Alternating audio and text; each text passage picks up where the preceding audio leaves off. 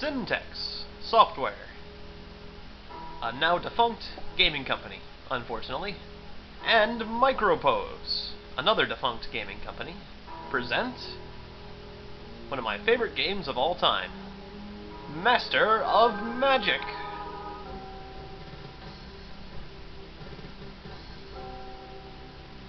Old man, you seek the spell of mastery.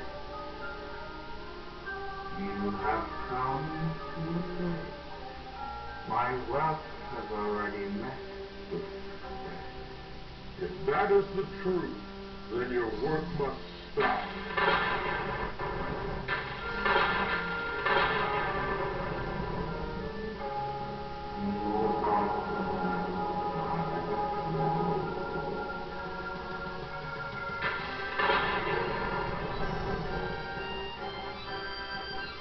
No!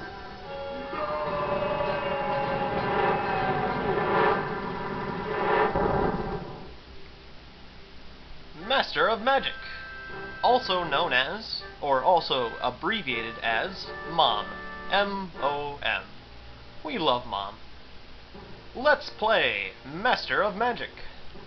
We're going to be playing on impossible difficulty, with 4 opponents, and a large landmass, with powerful magic. This is just about as difficult as you can make the game, without trying to do things, without intentionally hampering yourself by choosing weak spells or things like that. Alright, and it asks you to choose a wizard. We saw Merlin in the introduction. He was fighting some other nondescript wizard. The other wizard he threw a fireball at is not in here. I guess you wouldn't really want to be him. He's not very powerful. Or at least he didn't seem to be very powerful. He was good at firing lightning bolts. But anyways, I'm going to be choosing a custom wizard. It still makes you select a picture. And I like Rajak here, just because he looks all dark and mysterious looking. Normally he's an undead character. Also, by selecting a wizard, you eliminate him as a possibility of an opponent. So, Rajak will not be my opponent today. But that's not the reason I'm choosing him. He's not really that difficult of an opponent. Death spells can be annoying. That's what he normally is. He's nothing but death. Death and infernal power. And undeath is mostly undead, and it has a lot of combat enchantments, but anyways, what I'm going to be going with is 2 nature books, because my brother recommends it so highly, and nothing but chaos, because, well, chaos is very good. Now, depending on how many books you choose, also there are several things you can choose up here, like infernal power, or other things.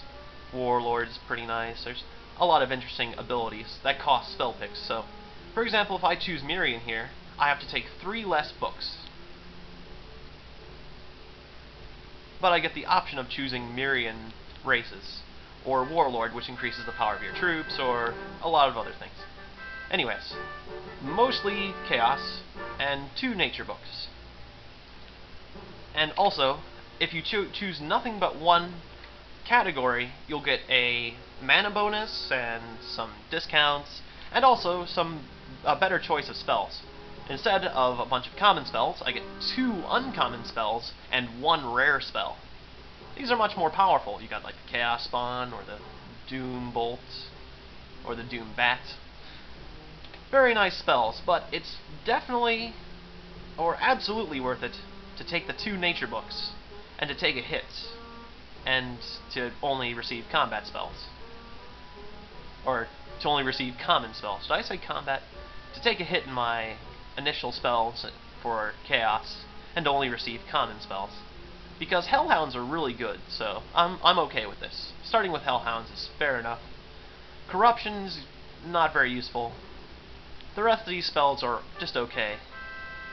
Now, the only reason I took 2 nature books is for Earthlore. Earthlore is an incredible spell. It is an awesome spell, because knowledge is power, and it fully reveals the terrain in a map window, which is an entire screen worth of terrain revealed, for just 30 mana.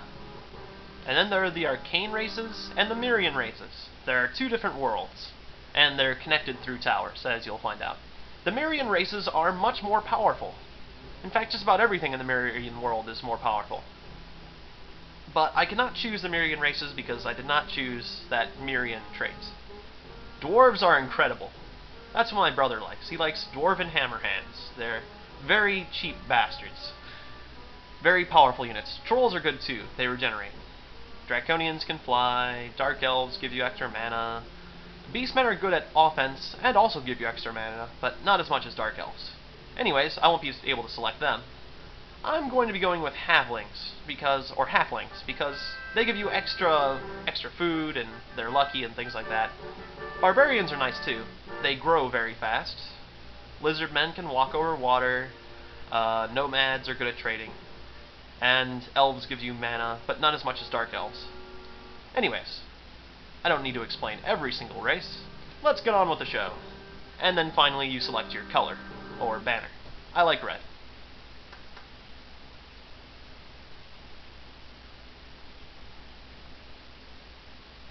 Let the game begin. Any day now. There we go. And if I felt like naming my city, I would, but let's just go with Meadowdale. Default name. You start with swordsmen and spearmen. Let's keep the swordsmen at home. Patrol.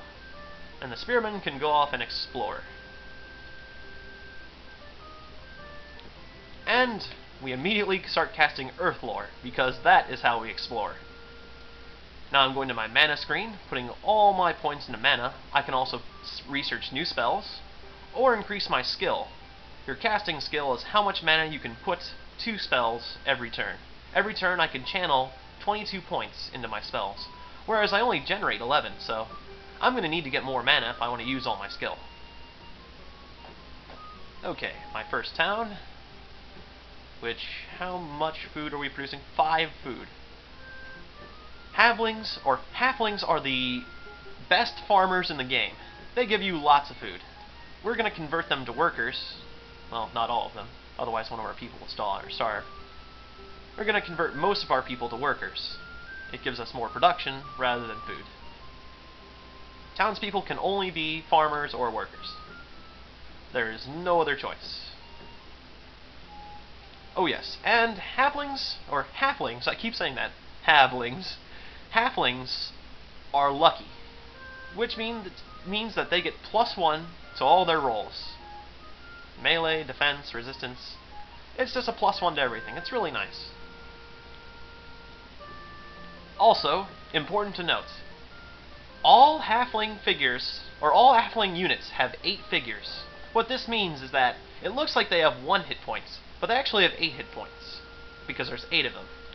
Now, most units actually have 8 figures, but a lot of sides have like 6-figure units or even 4-figure units, whereas all halfling units are 8 figures, which doesn't mean a lot at first, but whenever they gain an experience level, it means a lot more, because their stats go up and it's like a lot more per figure. It's a good thing. We'll just leave it at that. Okay, I think I've done everything I need to this turn. What am I researching? Not that I'll get it done anytime soon. I'm not actually researching, but once I do start researching, I'll eventually get this spell done. I guess we'll go with Gargoyles. They sound nice. Or Fireball. Gargoyles. Which will be done in 999 turns. Or infinity, basically. Because I'm not researching, or I'm not putting any points into research. But at some point you'll get a library or something like that. Anyways, we are done with the first turn. Didn't I just tell you to research Gargoyles? Did I not click on that? Oh well.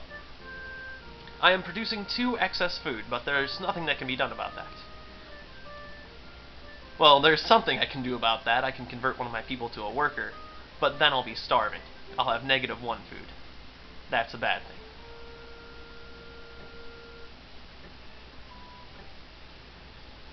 Earth Lore. Let's uncover this screen. Oops. No, I want to look around. I didn't want to click on my city. We have discovered not much. Some ruins. Okay.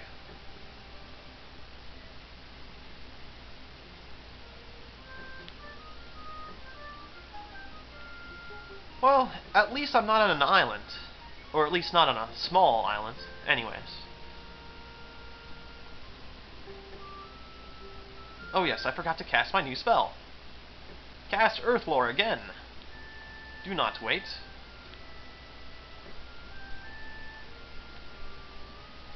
Let's cast it. Oh, top of the screen. Let's cast a spell here. Earthlore makes exploring a lot easier. An island with a neutral town. A halfling town. We want to conquer that, but at the moment, I cannot find a way over the water. Let's hope it's connected. This is a fire node. It contains, or it will give you, mana, but it usually contains monsters. Scary monsters that will rip you limb from limb.